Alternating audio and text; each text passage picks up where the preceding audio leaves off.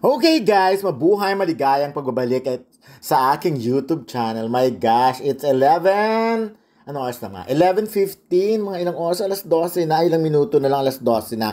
At syempre, eto na nga, Diyos ko, mainit na mainit pa rin. Ano? Actually, kanina pa to, hindi ko lang, dami ko lang kasing ginawa for today. Nag-attend ako ng Metro Manila Film Festival grand launch and of course, announcement ng top 5. Alam niyo na kung sino. Panoorin niyo na lang sa aking YouTube channel dito rin of course. Yung iba kasi nagre-reklamo din na medyo mahina nga. Ay, malakas yung audio. Kasi naman, malakas talaga yung audio, yung music doon. Ang hirap mag-interview. But anyways, ayun nga, sabi ni Jan Estrada, fake news, magkita tayo sa korte soon kung sino ka man. So, magdedemanda si Jan Estrada at ang ididemanda niya nga ay itong Zumba Dance Chismis, ayun.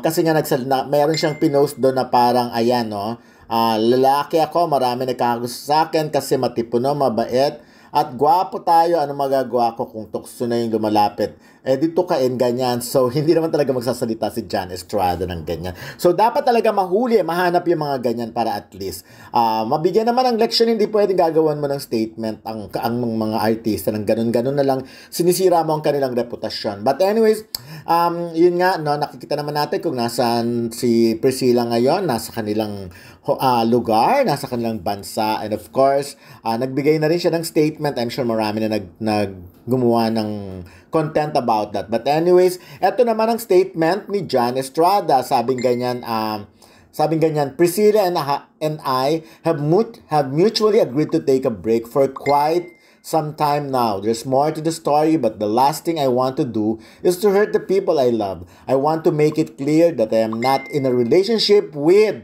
Lily Hallman or any other woman for that matter. I just met her in Boracay. I had a short break from work and felt the need for a breather. This is a private family matter. That's why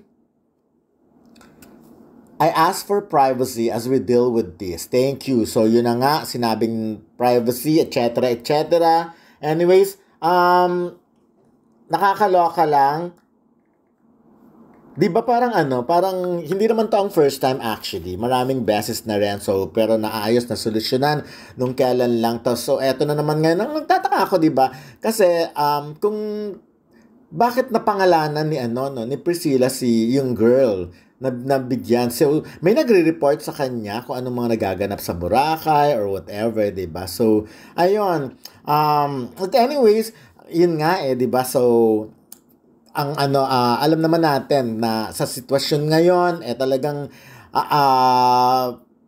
mahirap pang solusyonan, mahirap pang hilutin kasi nung time yung mga nangyari naman noon nasa Pilipinas lang si Priscilla at hindi siya, kaya madali sila nagkakausap, nagkakaayos ni Jan. Ngayon talaga tuluyan siyang umalis, no? At talagang parang base sa dating niya desidido na siya, sabi niya nga. Pero at makikita niyo ngayon na very visible si Priscilla sa pagla-live, very active siya sa kanyang Facebook account at nagpo-post talaga siya ng kanyang may mga sinasagot siya, may mga sinasagot siyang tanong. But of course, puntahan niyo na lang doon para at least malaman niyo kung ano yung mga stand niya. Like, I'm sure tomorrow naman meron na naman siya regarding, I'm sure sasagutin niya rin tong statement ni Jan Estrada. Si Jan Estrada naman ay ginamit ang IG story niya para magbigay ng statement niya din. Sa ganung paraan. Alam niyo ngayon, no, unlike before, no, nung kapanahon, wala pang social media talaga, ang inaasahan ng mga netizens, walang netizens, na mga fans, ay ang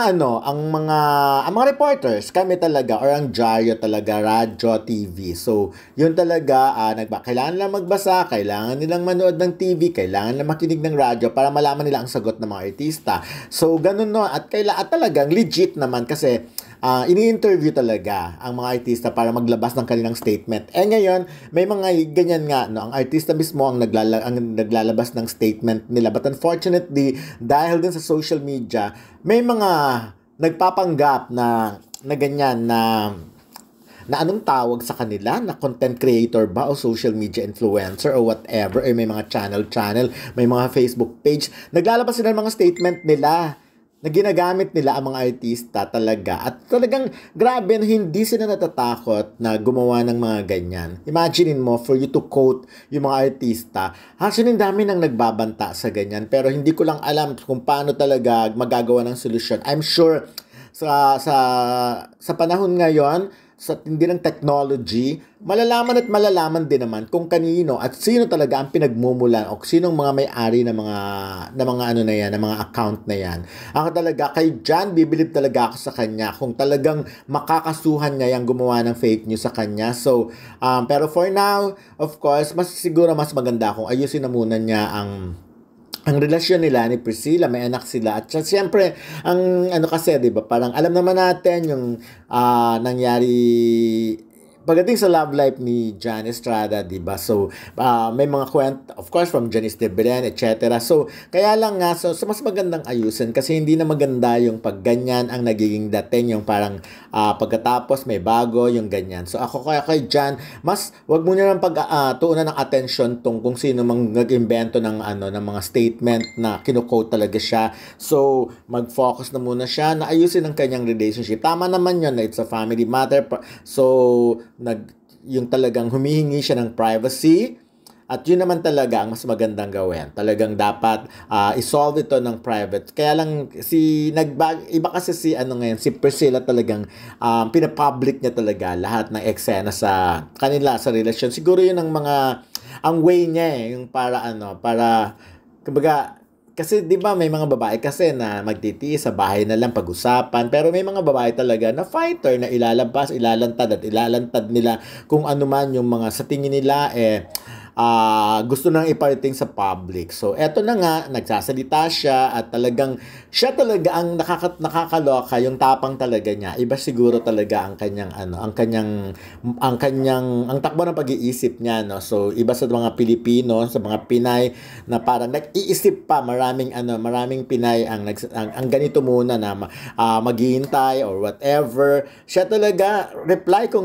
talagang in public sinasabi niya. But anyways, ayun na. So ako, for Jan Estrada, mas maganda na mag-focus na muna na ayusin kung paano ayusin ang relasyon nila. Kasi, syempre, you're not getting any younger di ba? Aminin natin, nagkakaedad ka na and parang di ba, parang mas maganda kung ngayon pa lang nararamdaman mo na may makakasama ka talaga sa future. Although, of course, hindi natin masisisi ang puso ng tao. At ako, hindi ko sinasabi na legit ang kwentong ito kay Jan Estrada dahil sinabi naman niya na I want to make it clear that I am not in a relationship with Lily Holman or any other woman for that matter. Yun lang. I just met her in Boracay. I had a short break from work and felt the need for a breather. Yan. This is a private family matter. That's why I asked for privacy as we deal with this. Thank you. Yun ang sabi ni Jan. But so, let's all pray for na maayos din kasi ako every relationship or family na nasisira talaga nakakalungkot.